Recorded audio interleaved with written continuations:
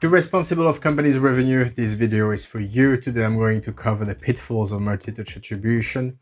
If you don't know me, I'm Charlie and I help companies to optimize their go-to-market strategy, sales and marketing. So one thing that we need to start with about multi-touch attribution is, first, let's define it. So a multi-touch attribution, the idea is to be able to track each touch point in a customer journey or in a buyer group journey from the beginning to the end to understand what drives that revenue. The big problem is that by looking at touch point like this, there's no causality, neither correlation element. So we need to first uncover the big misnomer is the term attribution. Attribution implies causality.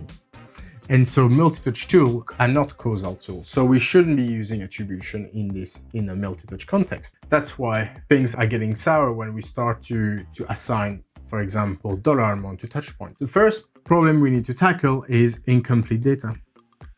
Remember the last time you bought a big service, a big purchase, think about the touch point, what influenced your decision, and you will very quickly see that most are factors when not marketing. Multi-touch attribution tools are limited in their ability to track anything else than marketing, including, for example, they can't really track anything organic on LinkedIn. And that's where the problem is that you're not working with a complete journey. You're working with a very small part of it. Imagine you have the whole journey like this. You have the upper funnel, bottom, and then you have the revenue here. And so what happens, because the data is fragmented and you don't have anything, most of your touch points you're going to have are going to be here, which will result in you being completely blind on what happens here. And by doing that, you naturally, if your marketing teams follow multi-touch attribution, what they're going to do is that they're going to overinvest on the bottom of the funnel and they're going to underinvest on the upper funnel, which will drive your revenue down. Then I want to cover two things. LinkedIn impressions.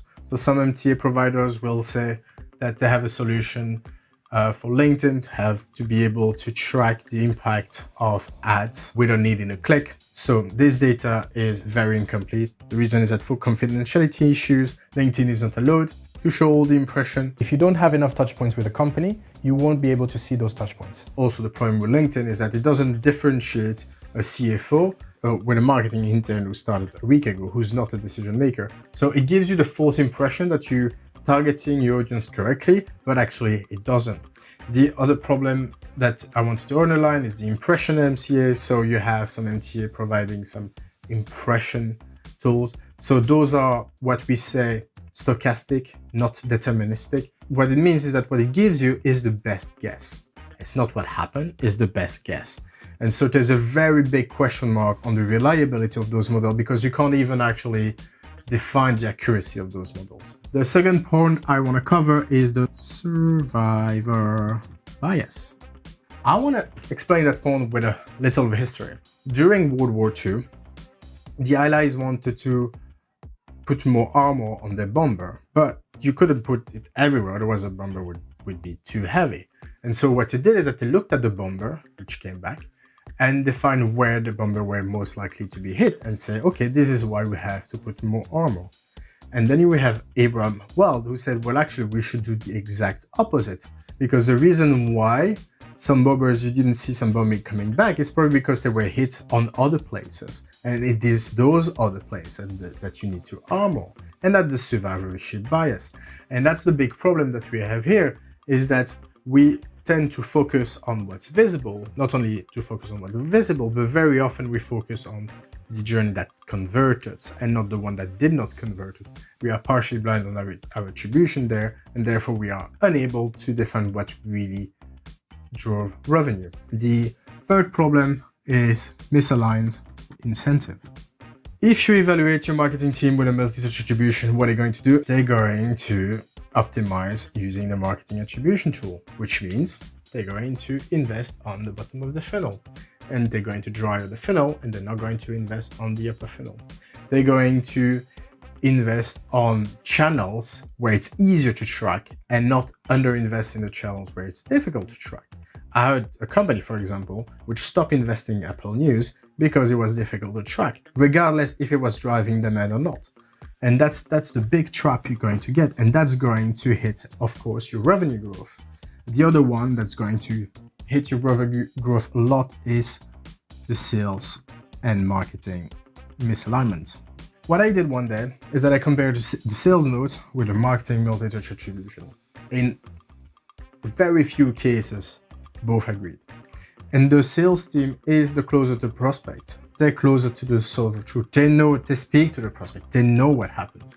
And I'll give an example. The sales team salesman will say that prospect liked the product in their other company and wanted to use it in their new company. Big classic. Marketing will say, oh, we have a paid search touch point, then we target the account 2,000 times with LinkedIn impression, and then we had a LinkedIn lead gen ad filled in. Obviously, the two stories are completely different. And that's when you start to have distrust from sales towards marketing and their way of attributing. That's going to impact negatively your whole go-to-market strategy. And so you really want to avoid that. The fifth point is incrementality. By the way, point 4, coming back very quickly on this, have the try. Look at your sales note and compare the MTA. You'll see it by yourself. It's quite eye-opening. Point 4, incrementality. Obviously, we discussed that already. It's not because you have touch point that this contributed to the revenue. You can't just assign money randomly on different touch points or even on a weighted basis. It's not going to work. You have to use incrementality tools. So you have MMM, which gives you a sense of correlation. You have pre-post tests. You have many ways to prove incrementality, but to understand what really drives the demand, but MTA will not be able to do that. 6, it overlooks external factors. So many things can impact your revenue. Competition, price, new features, brand, all of those factors that are super important to model, that you can model in an MM, for example, you can model them in a multi-touch attribution. And so again, you are driving partially brand in that case, because if something works better, for example, and you don't factor those factors, you will wrongly assign that improvement in something else rather than assign to a true factor. The other thing is failure to account to long-term. That is very important. That is the brand. Failure to account. If you have a very good brand strategy, your demand will increase. And it's not going to be because of what you see in your multi-touch attribution. And so the MTA will not be able to understand that. And what's going to happen is, because the MTA will neglect those long-term impact, it will also incentivize, we go back to the misaligned incentivize your marketing to not invest in long-term objective. And that can also cause your revenue to flatten. The last one, obviously, is word of mouth. This is super important. Everywhere I saw, word of mouth was a big channel in contributing to a lot of revenue. I saw an e-com 30%, like $500 million revenue income, 30% was coming from word of mouth. And we couldn't see it before using self-attribution. And this is ultra important, because word of mouth gives you also an idea of how well the product is, how well your brand is. And if you don't have that, what your MTA is going to do again is to assign somewhere else. And what you're going to have, for example, is that you're going to have a brilliant product, and then that brilliance created by the product team will be assigned to Google Ads, for example. And you absolutely want to avoid that. I hope you found that insightful. By the way, there are plenty, I'm not going to cover it today, but there are plenty of ways we can tackle this with something better than multi-touch attribution tool. I cover this in my content. Feel free to follow me, and see you next time.